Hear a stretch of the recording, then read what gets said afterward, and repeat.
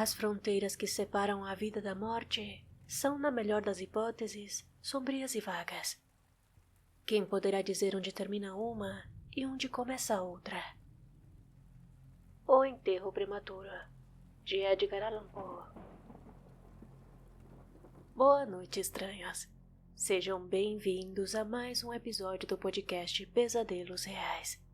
Eu sou Noroko, e hoje conheceremos a respeito da vida e os últimos passos que levaram à misteriosa morte de Edgar Allan Poe. No mundo da literatura, histórias de terror e ficção policial possuem a capacidade de gerar emoções profundas nos seus leitores, conduzindo-os, por meio de suas narrativas elaboradas, a uma mistura de medo, mistério e investigação. Eles mergulham os leitores em reinos de suspense, onde o desconhecido espreita e a imaginação corre solta. Embora alguns prefiram evitar essas emoções intensas, elas são uma parte importante da experiência humana. Um dos principais nomes desse gênero, Edgar Allan Poe, o homem que inventou as histórias de detetives, é uma leitura obrigatória para qualquer fã de ficção policial. Seus livros deram início aos maiores clássicos do seu gênero literário e estabeleceram as bases para inúmeras histórias de detetive que se seguiram. Entretanto, Poe guardou seu mistério mais insolúvel para o fim. A causa da sua própria morte prematura, aos 40 anos de idade. Nascido em 19 de janeiro de 1809, em Boston, Massachusetts, ele foi o segundo filho dos atores David e Elizabeth Poe. Seu pai abandonou a família em 1810 e no ano seguinte, Elisa morreu devido à tuberculose, aos 24 anos. Segundo algumas fontes, as crianças estavam ao lado da mãe quando ela morreu. A respeito disso, Henry, o irmão mais novo, em um dos seus poemas, descreveu seu longo e último adeus e recebeu uma mecha de cabelo para se lembrar da mãe. Após a morte de Elisa, os 3 filhos do casal foram separados. Henry foi acolhido pelos avós em Baltimore. Edgar foi morar com John e Frances Allan, um casal amigo da família, de Richmond, Virgínia. E Rosalie foi adotada pelos Mackenzies, também de Richmond. John Allan, o pai adotivo de Poe, era um comerciante bem-sucedido da cidade, que negociava uma grande variedade de produtos, incluindo tecidos, trigo, lápides, tabaco e pessoas escravizadas. A família deu a Poe o sobrenome Allan, embora nunca o tenham adotado formalmente. A relação entre o pai adotivo e Poe sempre foi tensa e foi piorando ao longo dos anos. Em fevereiro de 1829, Poe se matriculou na Universidade da Virgínia para estudar idiomas antigos e modernos. Acredita-se que pouco antes ela havia ficado noivo de Sarah Elmira Royster. A universidade escolhida tinha regras rígidas a respeito de jogos de azar, armas, tabaco e álcool, mas essas regras eram ignoradas em sua maioria. O sistema único era bastante caótico e havia uma alta taxa de evasão. Durante o seu tempo estudando lá, Poe perdeu contato com Sarah e também se afastou do seu pai adotivo, principalmente por causa das suas dívidas de jogo. Ele dizia que Allan não lhe dava dinheiro suficiente para se matricular nas aulas, comprar textos ou adquirir e mobiliar um dormitório. Allan supostamente teria enviado mais dinheiro e roupas, mas as dívidas de Poe aumentaram, levando-o a desistir dos estudos após um ano. Entretanto, ele não voltou para a casa da família em Richmond, especialmente quando soube que sua antiga namorada Sarah havia se casado com outro homem. Ele, então, viajou para Boston, em abril de 1829, sustentando-se com pequenos trabalhos como balconista e colaborador de jornais. Como Poe não tinha condições de se sustentar, ele decidiu se alistar no exército dos Estados Unidos como soldado rasa, em 27 de maio de 1829, usando o nome Edgar A. Perry. Embora afirmasse que tinha 22 anos, na verdade ele tinha apenas 18. Poe serviu inicialmente no Fort Independence, no porto de Boston, por cerca de $5 por mês. Naquele mesmo ano, seu primeiro livro foi publicado, uma coleção de 40 páginas de poesia intitulada Tamerlane e Outros Poemas, sob um pseudônimo. Foram impressas 50 cópias e o livro praticamente não recebeu atenção. Em 8 de novembro de 1829, o regimento de Poe foi destacado para Fort Moultrie, em Charleston, na Carolina do Sul. Ele foi promovido artífice e era encarregado de preparar projéteis para artilharia. Seu pagamento mensal havia dobrado. Lá ele serviu por 2 anos, alcançando o posto de sargento-major de artilharia, o mais alto posto que um oficial não comissionado poderia alcançar. E em seguida, ele tentou encerrar seu alistamento 5 anos mais cedo. Logo, ele revelou seu nome verdadeiro e suas circunstâncias reais ao seu comandante, o tenente Howard, que lhe prometeu que seria dispensado com honras se ele se reconciliasse com seu pai adotivo. Poe, então, escreveu uma carta para Alan, que não foi compreensivo, e passou vários meses ignorando as súplicas dele. Acredita-se que Alan não o informou a respeito da doença de sua mãe adotiva, que morreu em 28 de fevereiro de 1829. Poe visitou Francis no dia seguinte ao seu enterro, e talvez suavizado pelo luto, Alan concordou em apoiar o desejo de Poe de receber uma recomendação para a Academia Militar dos Estados Unidos, em West Point, Nova York. Poe foi finalmente dispensado em 15 de abril de 1829, após garantir a substituição para terminar seu alistamento. Antes de entrar em West Point, ele se mudou para Baltimore, onde começou a morar com sua tia viúva, Maria Clem, sua filha Virginia Eliza Clem, prima de 1º grau de Poe, seu irmão mais velho Henry Poe e sua avó inválida Elizabeth Poe. Em setembro daquele ano, Poe recebeu as primeiras palavras de encorajamento do influente crítico John Neal, a respeito de um dos seus trabalhos como escritor, durante uma revisão de sua poesia, o que o levou a dedicar um dos seus poemas a ele. Em 1º de julho de 1830, Poe viajou para West Point e matriculou-se como cadete. Em outubro daquele ano, Alan se casou com sua segunda esposa, Louisa Patterson. Esse foi o começo do fim para o relacionamento de pai e filho, pois as brigas a respeito dos filhos nascidos de casos extraconjugais de Alan o levaram a renegar seu filho adotivo. Poe, então, decidiu deixar West Point, sendo intencionalmente levado à corte marcial. Em 8 de fevereiro de 1831, ele foi julgado por negligência grave do dever e desobediência às ordens, por se recusar a frequentar as formações, aulas e a igreja. Sabendo que seria considerado culpado, Poe se declarou inocente das acusações para induzir sua demissão. Sabe-se que Poe era muito próximo do seu irmão, a ponto que, ocasionalmente, usava o pseudônimo Henry Lee Rennett em suas obras, uma versão francesa do nome do seu irmão mais velho. Ele também se inspirou nas viagens de Henry e, inclusive, incorporou seus relatos em algumas de suas obras passadas no exterior. No entanto, Henry bebia muito, o que levou, igual que sua mãe, a falecer aos 24 anos, devido à tuberculose, em 1º de janeiro de 1831, em Baltimore. Provavelmente, ele faleceu no mesmo quarto e na mesma cama que dividia com seu irmão Edgar. A repentina morte do irmão foi um grande golpe em sua vida, e a partir daí, Poe tentou viver de sua paixão, se tornando o primeiro escritor americano a tentar ganhar a vida escrevendo sozinho, o que resultou em uma vida e carreira financeiramente complicadas.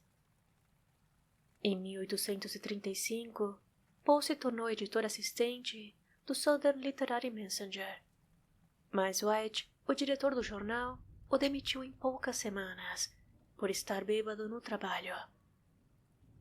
Mais tarde, em 7 de julho de 1835, a sua família teve mais uma grande perda. A sua avó Elizabeth faleceu aos 79 anos de idade. Em 22 de setembro daquele ano, Poe retornou a Baltimore, onde obteve uma licença para se casar com sua prima Virginia, que na época tinha apenas 13 anos, enquanto ele tinha 29. Poe foi reintegrado ao seu emprego por White, após prometer melhorar seu comportamento, e ele retornou a Richmond com Virginia e sua mãe, onde ficaram hospedados em uma pensão. Ele permaneceu trabalhando no Messenger até janeiro de 1837. Durante esse período, Poe dizia que seus ganhos haviam melhorado. Ele publicou vários poemas e muitas resenhas de livros, críticas, ensaios e artigos, bem como algumas histórias no jornal. Em 16 de maio de 1836, ele e Virginia se casaram oficialmente, em uma pensão em Richmond, com uma testemunha atestando falsamente que Virginia tinha 21 anos. Biógrafos discordam quanto à natureza do relacionamento do casal. Embora seu casamento fosse amoroso, alguns biógrafos sugerem que eles se viam como irmãos e que, na verdade, Poe a via como uma musa para suas obras, comumente se dirigindo a ela como Sis ou Cissy, diminutivos para a palavra sister. O que se sabe é que durante o seu relacionamento, Poe e Virginia se veneravam mutuamente. Ele costumava destacar a grande beleza da sua jovem esposa e ela gostava de tocar o piano e cantar para ele. Dizem que ela costumava ficar ao seu lado quando ele escrevia suas histórias. Virginia costumava falar muito a respeito de sua admiração pelo marido, apesar de todas as dificuldades financeiras e perdas familiares que atravessavam. Mesmo possuindo um certo reconhecimento por alguns dos seus trabalhos, ele, como a maioria dos escritores da época, era muito mal pago. Suas perseverantes tentativas de ganhar a vida como escritor o levaram a constantes mudanças de residência, enquanto seu país ainda tentava se recuperar de uma crise financeira que assolou a todos com desemprego e pessimismo generalizado. Em uma gélida noite de janeiro de 1842, Virginia estava cantando e tocando piano alegremente para o seu marido, que, naquela noite, estava particularmente exausto, na lúgubre mansão onde moravam. E, de repente, a agradável música que vinha daquela pequena sala foi violentamente interrompida pela tosse de Virginia. Ela limpou seu pálido rosto com um lenço e, para o horror de todos, uma mancha vermelha surgiu no delicado tecido. Ao ver o terror nos olhos da sua jovem esposa, Poe logo tentou acalmá-la e se autoconvencer de que aquilo não era nada demais, dizendo que podia ser apenas o rompimento de um vaso sanguíneo em sua garganta. Ele tentou não preocupá-la, apesar de que, na verdade, aquilo o fez lembrar de como a tuberculose havia levado precocemente a sua mãe biológica, o seu irmão e vários outros integrantes de sua família. O estresse e o medo de também perdê-la o levou a recorrer à bebida. Ele bebia cada vez mais, a ponto de adoecer juntamente com ela, se afundando cada vez mais em sua precária condição financeira, que não lhe permitia cobrir sequer suas necessidades básicas. Naquela época, era comum que os jornais se recusassem a pagar seus escritores, ou não cumprir com as datas prometidas. Isso muitas vezes fazia com que Poe tivesse que implorar ou até mesmo se humilhar por um pouco de dinheiro, ou algum tipo de assistência. Os meses foram passando, e Paul entrava e saía de seus empregos, muitas vezes sequer sendo pago, ou sendo demitido por chegar bêbado no trabalho. O estado de Virginia era preocupante.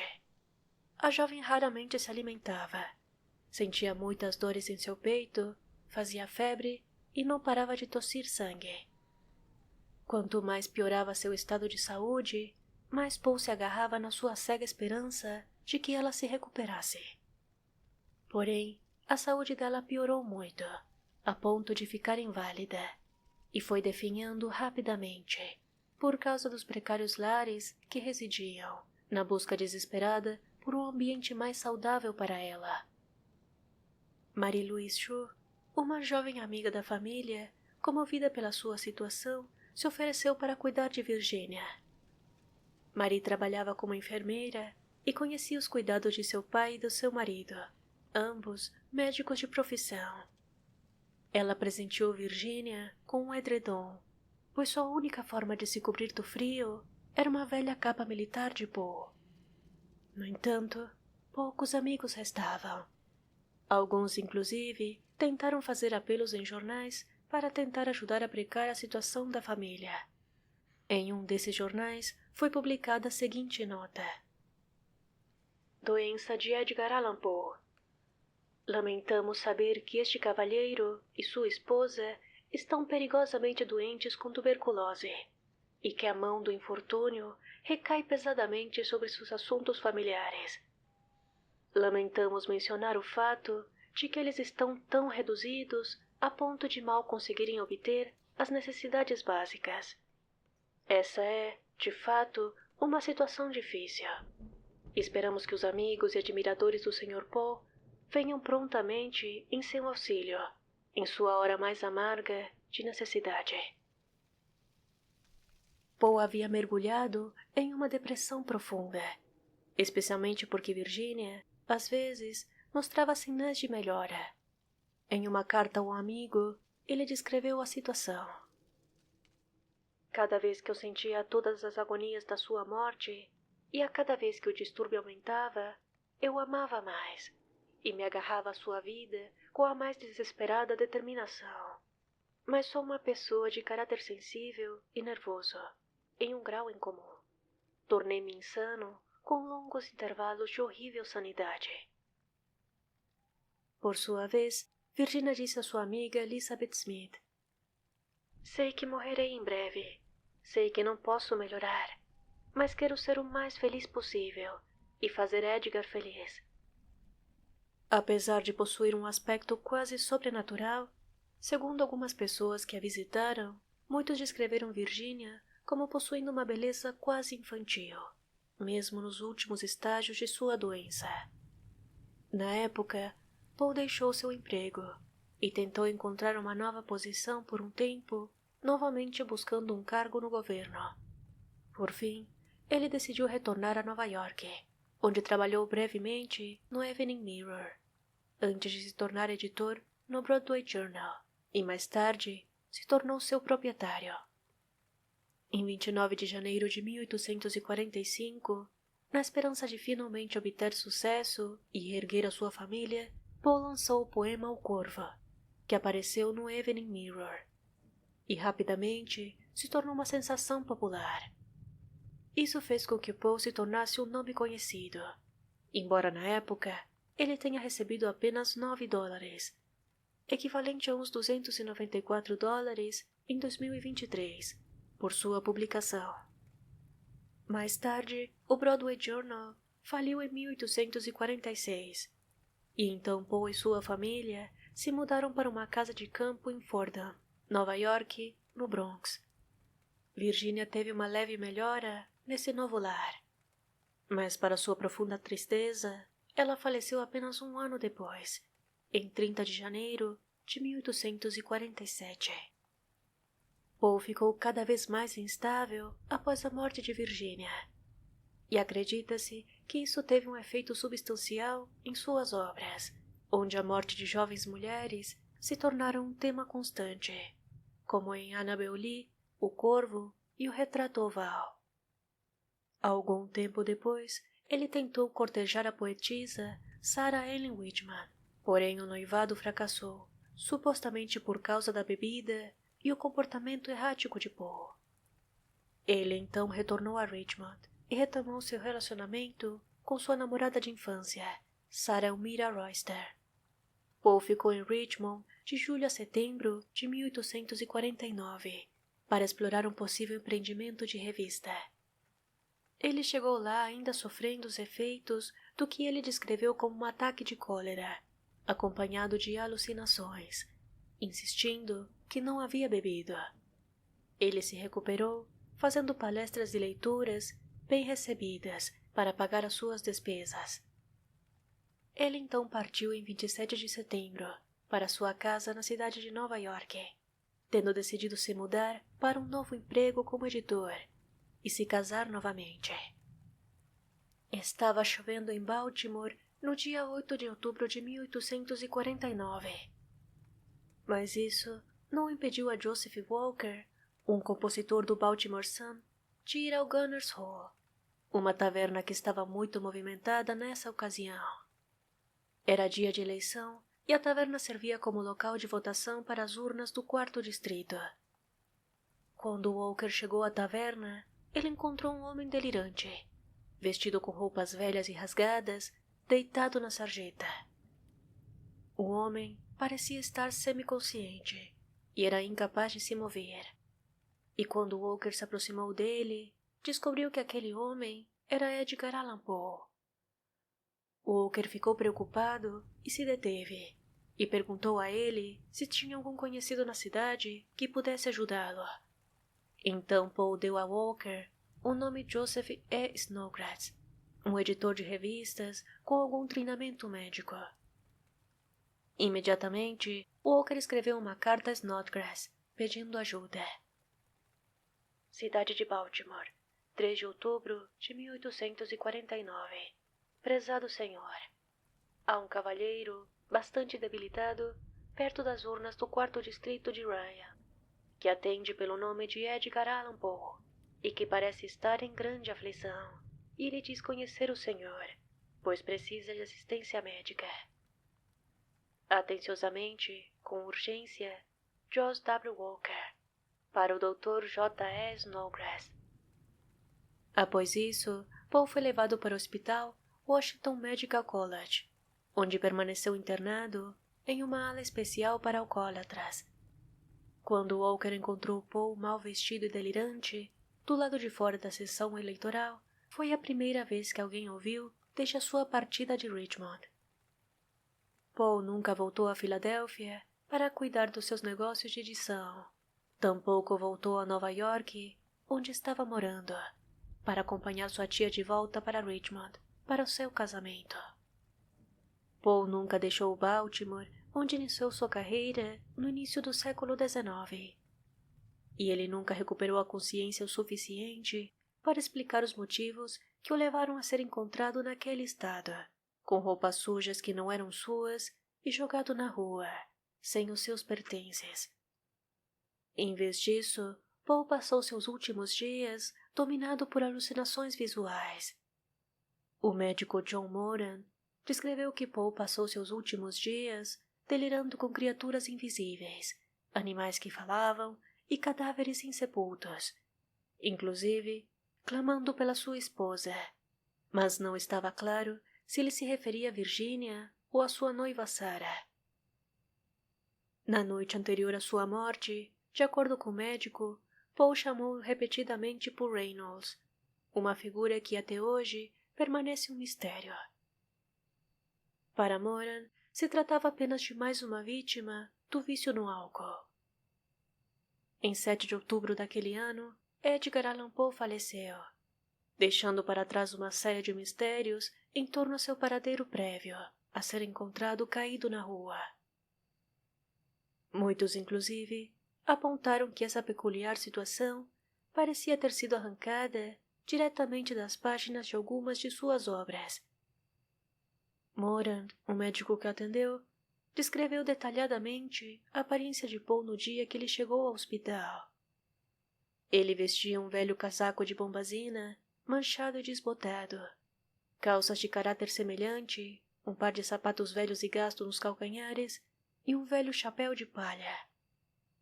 Paul nunca conseguiu explicar como chegou a esse estado, e acredita-se que as roupas que ele estava usando não eram suas, pois vestir roupas surradas não era de seu feitio.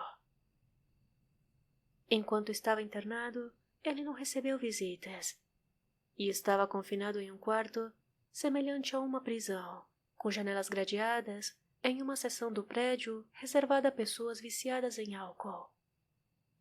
Ele também não sabia dizer o que havia ocorrido com seu baú de pertences que, ao que parecia, havia deixado para trás na taverna. Seu médico disse na época que as palavras finais de Paul foram: "Senhor, ajude minha pobre alma." No entanto, todos os registros médicos relevantes foram perdidos, incluindo sua certidão de óbito. Como Paul não tinha visitas, Moran foi provavelmente a única pessoa a ver o autor em seus últimos dias. Apesar disso, sua credibilidade foi questionada repetidamente, sendo inclusive considerada por alguns como totalmente indigna de confiança. Alguns críticos dizem que as inconsistências e os erros de Moran foram devidos a um lapso de memória, um desejo inocente de romantizar a morte do autor ou mesmo a demência. Na época em que ele escreveu e publicou seu último relato em 1885, Moran tinha 65 anos. E, para somar a tragédia, imediatamente após a morte de Paul, seu rival literário Rufus Griswold escreveu um obituário tendencioso e de alto nível. O texto estava cheio de falsidades, que descreviam Paul como um lunático que andava pelas ruas falando sozinho. O longo obituário apareceu no jornal New York Tribune, assinado com o pseudônimo Ludwig, num dia em que Paul foi enterrado em Baltimore, e posteriormente publicado em todo o país. O tendencioso obituário começava da seguinte maneira: Edgar Allan Poe está morto. Ele morreu em Baltimore anteontem. Este anúncio assustará muitos, mas poucos ficarão tristes com isso.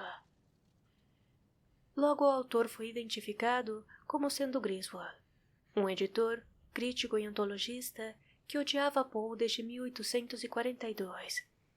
Ele acabou se tornando seu executor literário e continuou tentando destruir a reputação de seu inimigo após a morte. Griswold escreveu um artigo biográfico de Poe chamado Memórias do Autor, em 1850, e o incluiu em um volume de obras coletadas. Nesse artigo, ele descreveu Poe como um louco depravado, bêbado e drogado, incluindo algumas supostas cartas como evidência. Muitas de suas alegações eram mentiras ou distorções. Por exemplo, não havia nenhuma evidência de que Poe era um viciado em drogas. E as cartas que Griswold apresentou como prova, posteriormente, se comprovou que eram falsificações. Aquele texto de Griswold foi denunciado por aqueles que conheceram Poe, incluindo o crítico John Neal, que publicou um artigo defendendo o escritor e atacando Griswold. Porém, o livro de Griswold acabou se tornando uma fonte biográfica popularmente aceita. Isso ocorreu em parte porque era a única biografia completa disponível, sendo amplamente reimpressa, e porque os leitores ficavam entusiasmados com a ideia de ler histórias de um suposto homem louco. A causa precisa da morte de Poe é contestada, mas existem muitas teorias. Jornais da época relataram a morte de Poe como congestão cerebral ou inflamação cerebral, eufemismos comuns para mortes causadas pelo alcoolismo. Entretanto, a causa real da morte permaneceu um mistério. As especulações incluem delirium tremens, um estado confusional breve resultante da abstinência alcoólica. Também foram consideradas como possíveis causas uma doença cardíaca não identificada previamente, epilepsia, sífilis, inflamação meníngea, cólera, envenenamento por monóxido de carbono ou até mesmo a vítima de um roubo, seguido por um espancamento que lhe causou inchaço cerebral. Uma das possibilidades mais intrigantes, sugerida por um médico da Universidade de Maryland, é que Poe pode ter morrido por causa da raiva. O delírio de Poe parecia melhorar e depois piorar novamente, nos seus últimos dias de vida. Um padrão observado em pacientes com raiva em estado avançado. Além disso, os registros hospitalares de Poe indicavam que ele apresentava dificuldades para beber água. E isso também poderia ser uma manifestação de um dos sintomas característicos da doença. No entanto, outra teoria datada de 1872 sugere que ele pode ter sido vítima de um crime violento. Como a taverna onde Poe foi encontrado estava sendo utilizada como local de votação, ele poderia ter sido mais uma vítima de Copen, uma forma de fraude eleitoral cometida por gangues associadas a políticos corruptos, que se dedicavam a abordar pessoas indecisas que ficavam nas ruas próximas aos locais de votação, e os forçavam a votar repetidamente em um candidato específico, espancando as vítimas ou forçando-as a beber álcool para fazê-las obedecer. Disfarces diferentes eram usados para permitir que as vítimas votassem várias vezes. Isso poderia explicar a roupa bizarra que Poe estava usando quando foi encontrado. Uma das teorias mais recentes sobre sua morte sugere que ele pode ter sucumbido a um tumor cerebral, que teria influenciado seu comportamento errático antes de sua morte. Quando Poe morreu, ele foi enterrado sem cerimônia em uma cova sem identificação, em um cemitério de Baltimore. 26 anos depois, uma estátua em sua homenagem foi erguida perto da entrada do cemitério, e o caixão de Poe foi desenterrado e seus restos mortais foram movidos para um novo local. Mas devido ao tempo e ao pouco cuidado que se teve na época de sua morte, isso fez com que o caixão estivesse muito deteriorado. Pouco havia restado do corpo de Poe, mas um trabalhador comentou ter notado uma característica estranha em seu crânio. Havia uma grande massa sólida rodando em seu interior. Alguns jornais da época cogitaram que aquela massa deveria ser o que havia restado do seu cérebro. Mas como quase 2 décadas haviam se passado, isso não fazia sentido, pois se trata de uma das primeiras partes do corpo a se decompor após a morte. Porém, Matthew Pearl, um autor americano que escreveu um romance a respeito da morte de Poe, ficou intrigado com relatos sobre essa massa.